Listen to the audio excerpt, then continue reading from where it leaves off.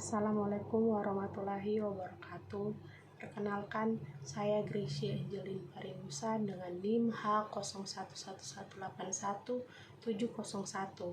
Yang terhormat Profesor Dr. Aidawati MS selaku pembimbing utama. Yang terhormat Muhammad Amil Sidik SSI MS selaku pembimbing pertama. Yang terhormat Profesor Dr. Syamsuddin Toha MSc selaku penguji dan Nur Erawati MSI selaku penguji. Terima kasih atas kesempatan yang telah diberikan kepada saya. Saya akan mempresentasikan hasil penelitian skripsi saya yang berjudul Analisis Sistem Antrian Jalur Berganda dalam Memaksimumkan Pelayanan Pasien Rawat Jalan di Puskesmas Ujung Pandang Baru. Adapun rumusan masalah dalam penelitian ini adalah yang pertama, bagaimana analisis hasil perhitungan dari sistem antrian jalur berganda pada pelayanan pasien rawat jalan di Puskesmas Ujung Pandang Baru. Yang kedua, bagaimana model sistem antrian yang diterapkan pada pelayanan pasien rawat jalan di Puskesmas Ujung Pandang Baru. Yang ketiga, apakah sistem pelayanan pasien rawat jalan Puskesmas Ujung Pandang Baru sudah maksimal? Adapun tujuan penelitian yang pertama, menganalisis sistem antrian dalam menentukan pelayanan pasien rawat jalan di Puskesmas Ujung Pandang Baru. Yang kedua, menentukan model sistem antrian yang diterapkan pada pelayanan pasien rawat jalan di Puskesmas Ujung Pandang Baru. Yang ketiga, menentukan sistem pelayanan maksimum pasien rawat jalan di Puskesmas Ujung Pandang Baru. Adapun manfaat penelitian yang pertama, sebagai sarana menambah ilmu pengetahuan dalam penerapan teori yang diperoleh di perkuliahan, khususnya teori antrian. Yang kedua, sebagai tambahan pengetahuan dan wawasan tentang pengaplikasian teori matematika di lapangan, khususnya dalam antrian. Dan yang ketiga, sebagai bahan pertimbangan untuk mengambil kebijakan pengembangan operasional pelayanan. Pada bab keempat atau bab hasil dan pembahasan, pada slide terdapat tabel 4.1, yaitu tabel kedatangan pasien rawat jalan Puskesmas Ujung Pandang Baru selama 30 hari dari tanggal 14 Februari 2023 sampai 30 Maret 2023. Kemudian pada tabel 4.2 terdapat data pelayanan pasien rawat jalan Puskesmas Ujung Pandang Baru dari tanggal 14 Februari sampai tanggal 30 Maret 2023. Yang pertama-tama kita akan menghitung rata-rata tingkat kedatangan pasien Puskesmas Ujung Pandang Baru atau Belanda. Rumus yang digunakan adalah jumlah pasien yang datang per interval waktu pengukuran. Kita akan membagi data menjadi 3 bagian, yaitu selama 10 hari dari hari pertama hingga hari ke-10, hari ke-11 hingga hari ke-20, dan hari ke-21 hingga hari ke-30. Hari pertama hingga hari ke-10 dianukan dengan lambda 1, yaitu hasilnya sama dengan 800. Jumlah pasien yang datang itu 804 dibagi 40 didapat dari 4 jam dikali dengan 10 hari sama dengan 20,1 per jam. Yang kedua, lambda 2 836 dibagi 40 didapat 2,9 per jam. Dan lambda 3 adalah 866 dibagi 40 didapat 21,7 per jam. Jadi lambda total sama dengan lambda 1 tambah lambda 2 tambah lambda 3 bagi 3, hasilnya sama dengan 20,9 per jam. Jadi rata-rata tingkat kedatangan pasien Puskesmas Ujung Pandang Baru selama 30 hari itu 20,9 per jam.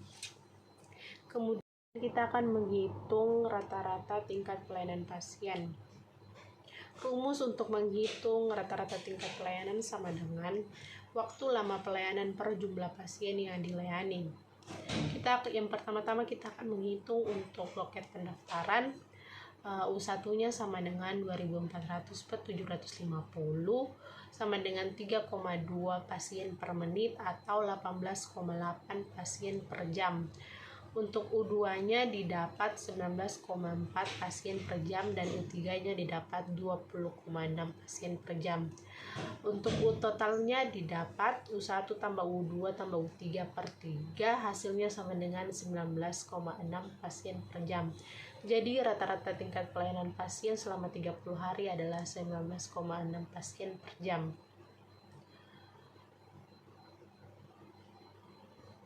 Yang kedua, untuk loket poli umum, U1 didapat 16,6 pasien per jam, U2 didapat 17,1 pasien per jam, U3 didapat 18,2 pasien per jam.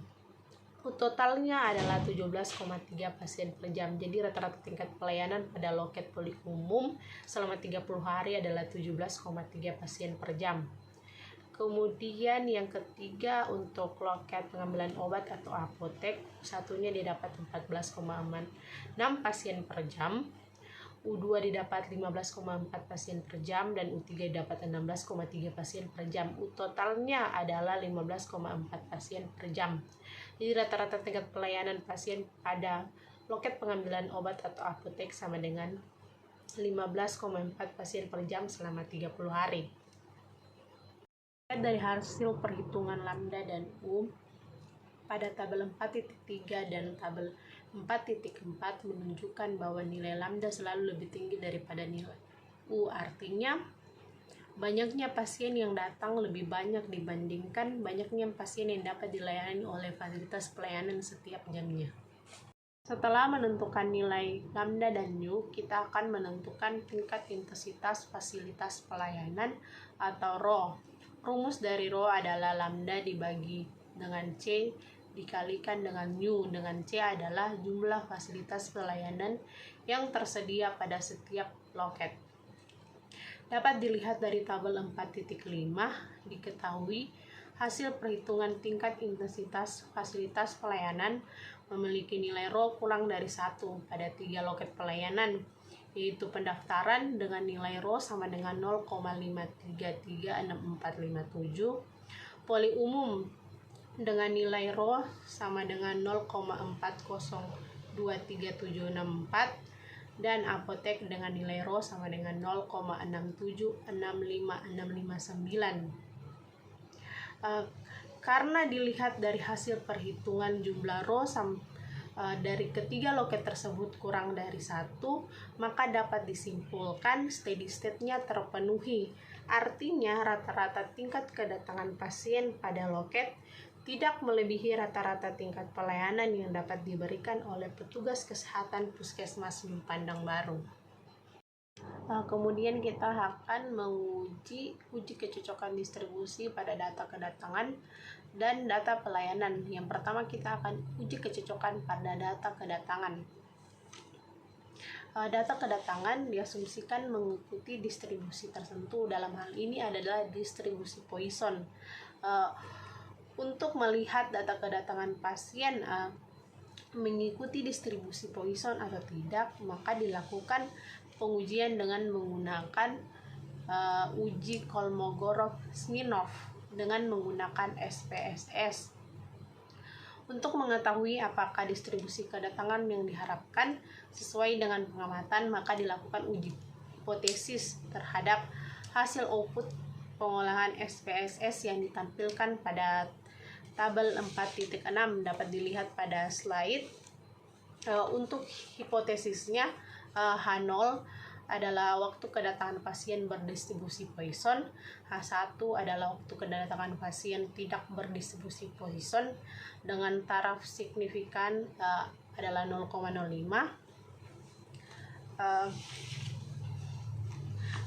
Pengambilan keputusan terhadap hipotesis menggunakan nilai probabilitas atau asimsik, yaitu jika nilai probabilitas kurang dari tingkat signifikan, maka H0 ditolak, sedangkan jika nilai probabilitas lebih besar atau sama dengan tingkat signifikan, maka H0 diterima. Pada tabel 4.6, yaitu hasil uji hipotesis pada waktu kedatangan, dilihat bahwa nilai dari asimsik atau nilai probabilitasnya sama dengan 0,314 atau lebih besar dari 0,05, maka H0 tidak ditolak, atau dengan kata lain distribusi kedatangan berdistribusi Poisson karena adanya kesesuaian antara distribusi yang diharapkan dengan distribusi pengamatan. Yang kedua adalah uji kecocokan distribusi pada data pelayanan dengan hipotesisnya adalah H0 data pelayanan pasien berdistribusi eksponensial, H1 data pelayanan pasien tidak berdistribusi eksponensial dengan taraf signifikannya adalah 0,05. Dapat dilihat pada tabel 4.7 pada slide. Hasil uji kecocokan distribusinya menggunakan Kolmogorov-Smirnov pada ketiga loket pelayanan. Hasil nilai probabilitas atau asumsi adalah 0 pada ketiga loket pelayanan tersebut. Karena nilai probabilitas dari ketiga loket pelayanan tersebut kurang dari 0,05, maka H0-nya ditolak. Artinya data pelayanan dari ketiga loket tersebut tidak berdistribusi eksponensial. Karena data dari ketiga loket tersebut tidak berdistribusi eksponensial, maka ketiga data tersebut berdistribusi umum atau normal. Yang kita akan melakukan pengukuran sistem kerja antrian. Yang pertama, analisis sistem antrian pada loket pendaftaran pasien. Yang ke-1, probabilitas tidak ada pasien dalam sistem, yaitu P0 sama dengan 1 dibagi dengan sigma 0 sampai N lambda di bagian faktorial dipangkatkan N ditambah dengan P dipangkatkan C dibagi dengan C faktorial dikalikan dengan 1 kurang P dibagi dengan C. Hasilnya adalah 0,311475. Jadi probabilitas tidak adanya pasien dalam sistem adalah 0,311475. Yang kedua, probabilitas adanya N pasien dalam sistem dengan rumus Pn sama dengan P dipangkatkan N di bagian faktorial dikalikan dengan P0.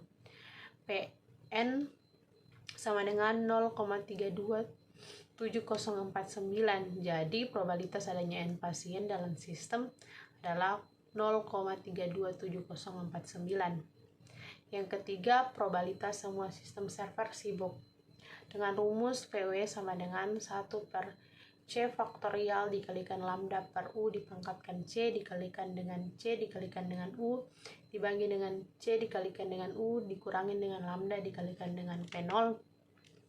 Hasilnya adalah 0,361475. Jadi probabilitas semua sistem server sibuk adalah 0,361475. Yang keempat, jumlah rata-rata pasien dalam antrian. Rumusnya adalah LQ sama dengan C dikalikan P dibagi dengan C dikurangi P dipangkatkan 2 dikalikan dengan PC. Dengan PC adalah P dipangkatkan C dibagi dengan C faktorial dikalikan dengan P0.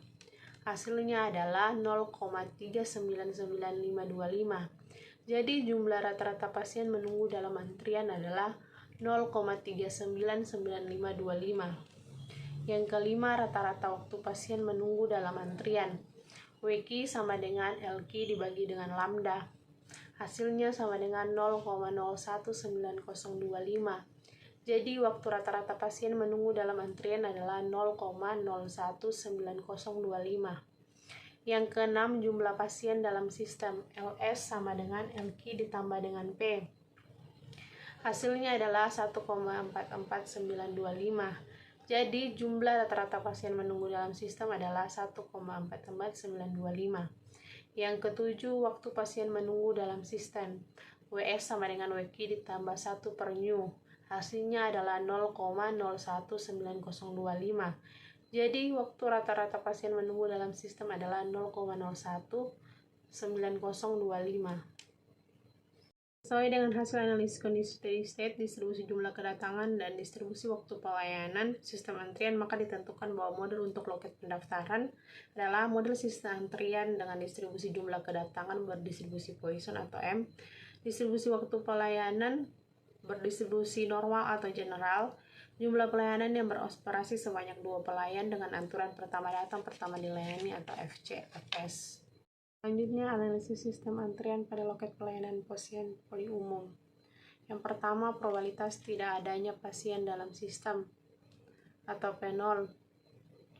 Dari hasil perhitungannya diperoleh 0,283097. Jadi probabilitas tidak adanya pasien dalam sistem adalah 0,283097. Yang kedua, probabilitas adanya N pasien dalam sistem atau PN dengan rumus P dipangkatkan N dikali dengan N faktorial dikalikan dengan P0.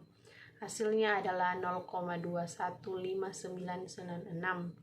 Jadi probabilitas adanya N pasien dalam sistem adalah 0,215996. Yang ketiga, probabilitas semua sistem server sibuk atau PW sama dengan 1 dibagi C faktorial dikalikan dengan lambda per nu dipangkatkan C dikali dengan CU dibagi CU kurang lambda dikalikan dengan P0. Hasilnya adalah PW sama dengan 0,151198. Jadi probabilitas semua sistem atau server sibuk adalah 0,151198.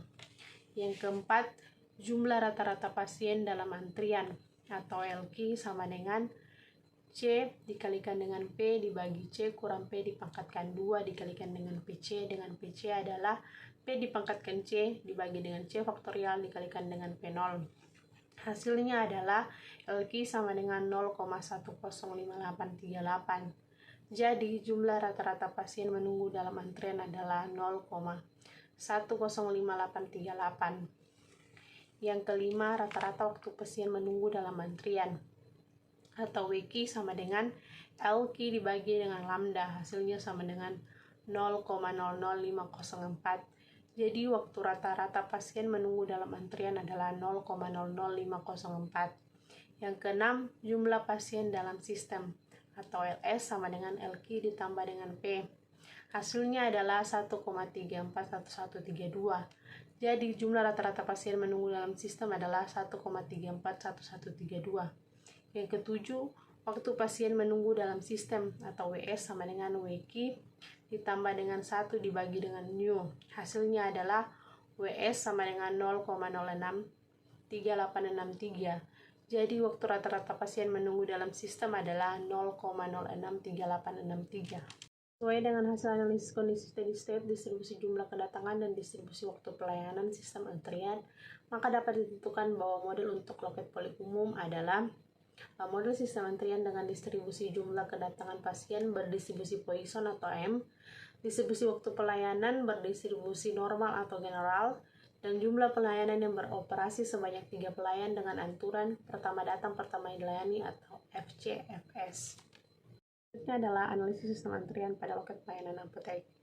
Yang pertama, probabilitas tidak adanya pasien dalam sistem atau P0. Dari perhitungannya diperoleh P0 sama dengan 0,176471. Jadi probabilitas tidak ada pasien dalam sistem adalah 0,176471. Yang kedua, probabilitas adanya N pasien dalam sistem. Dengan rumus Pn sama dengan P dipangkatkan N dibagi dengan N faktorial dikalikan dengan P0. Hasilnya adalah Pn sama dengan 0,247059. Jadi, probabilitas adanya N pasien dalam sistem adalah 0,247059. Yang ketiga, probabilitas semua sistem atau server sibuk. Dengan rumus adalah PW sama dengan 1 dibagi C faktorial dikalikan lambda dibagi U dipangkatkan C dikali dengan CU dibagi dengan CU kurang lambda dikali dengan P0. Hasilnya adalah PW sama dengan 0,576471. Jadi, probabilitas semua sistem atau server sibuk adalah 0,576471. Yang keempat, jumlah rata-rata pasien dalam antrian. Dengan rumus LQ sama dengan CP dibagi C kurang P dipangkatkan 2 dikalikan dengan PC. Dengan PC adalah P dipangkatkan C dibagi dengan C faktorial dikalikan dengan P0. Hasilnya adalah LQ sama dengan 1,345098. Jadi, jumlah rata-rata pasien menunggu dalam antrian adalah 1,345098. Yang kelima adalah rata-rata waktu pasien menunggu dalam antrian atau WQ sama dengan LQ dibagi dengan lambda. Hasilnya adalah WQ sama dengan 0,064052. Jadi, waktu rata-rata pasien menunggu dalam antrian adalah 0,064052. Yang keenam adalah jumlah pasien dalam sistem atau LS sama dengan LQ ditambah dengan P. Hasilnya adalah LS sama dengan 2,745098. Jadi, jumlah rata-rata pasien menunggu dalam sistem adalah 2,745098. Yang ketujuh, waktu pasien menunggu dalam sistem adalah WS sama dengan WQ ditambah 1 per new. Hasilnya adalah WS sama dengan 0,1307919. Jadi, waktu rata-rata pasien menunggu dalam sistem adalah 0,13079. Sesuai dengan hasil analisis kondisi steady state, distribusi jumlah kedatangan dan distribusi waktu pelayanan sistem antrian, maka dapat ditentukan bahwa model untuk loket apotek adalah model sistem antrian dengan distribusi jumlah kedatangan pasien berdistribusi Poisson, distribusi waktu pelayanan berdistribusi normal atau general, dan jumlah pelayanan yang beroperasi sebanyak 2 pelayan dengan aturan pertama datang pertama dilayani atau FCFS. Dilihat pada tabel 4.9 adalah perhitungan hasil kinerja antrian pada 3 loket pelayanan, yaitu pendaftaran, poli umum, dan apotek untuk penol, PN, PW, LQ, WQ, LS, dan WS.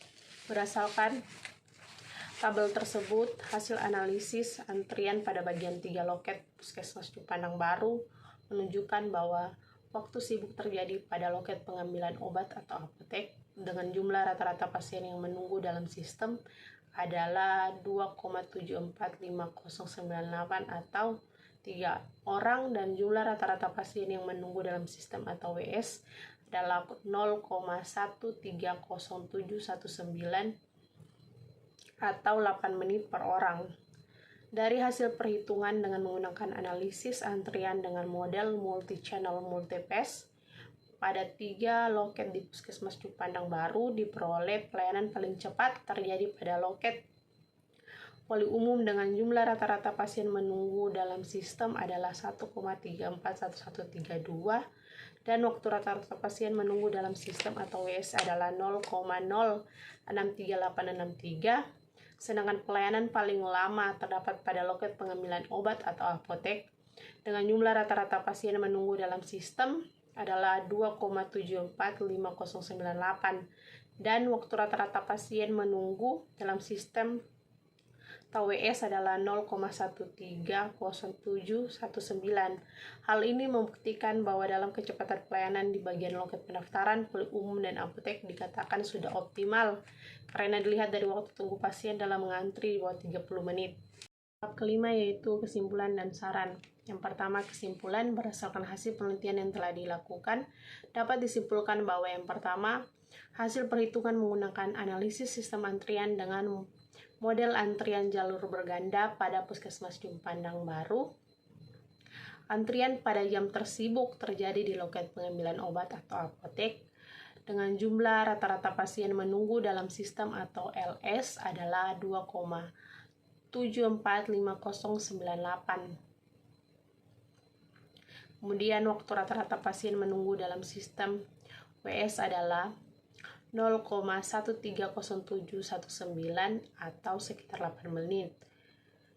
Jumlah rata-rata pasien menunggu dalam antrian atau LQ adalah 1,345098. Waktu rata-rata pasien menunggu dalam sistem atau WQ adalah 0,064052 atau sekitar 4 menit. Probabilitas tidak adanya N pasien atau penol adalah 0,176471, dan probabilitas adanya N pelanggan dalam sistem atau PN adalah 0,24759. Yang kedua, model antrian yang diterapkan pada setiap loket Puskesmas Cupandang Baru yaitu pada loket pendaftaran adalah waktu kedatangan berdistribusi Poisson, waktu pelayanan berdistribusi normal atau general, terus jumlah fasilitas yang terdapat pada loket tersebut sebanyak 2 pelayan, dengan aturan pertama datang, pertama dilayani. Kemudian pada bagian loket poli umum, waktu kedatangan berdistribusi poison, waktu pelayanan berdistribusi normal atau general, dan fasilitas. Terdapat 3 pelayan yang melayani di situ dengan aturan pertama datang, pertama dilayani. Dan pada bagian loket pengambilan obat atau apotek, waktu kedatangan berdistribusi poison, waktu pelayanan berdistribusi normal atau general, dan banyaknya pelayanan yang melayani di situ sebanyak 2 orang dengan aturan pertama datang, pertama dilayani. Yang ketiga, dari hasil analisis antrian yang dilakukan, pelayanan pasien di Puskesmas Juk Pandang Baru pada 3 loket pelayanan dapat dikatakan sudah maksimal atau optimal karena nilai P pada setiap pelayanan kurang dari 1. Yang kedua adalah saran. Dari hasil analisis yang telah dilakukan, maka peneliti ingin memberikan saran untuk Puskesmas Juk Pandang Baru yang diharapkan dapat berguna bagi peningkatan pelayanan ke depan. Yang kedua, untuk mengurangi jumlah antrian pada jam sibuk, yaitu pada loket pengambilan obat atau apotek, Puskesmas Juk Pandang Baru harus menambah 1 fasilitas pelayanan menjadi 3 pelayan agar pelayanan dapat menjadi lebih maksimal. Yang ketiga, sebaiknya di bagian loket pendaftaran diberikan nomor antrian pada setiap pasien dan datang agar lebih teratur dan efektif dalam pelayanan pasien. Demikianlah hasil presentasi saya. Apabila ada kata-kata yang salah, mohon dimaafkan. Sekian dan terima kasih.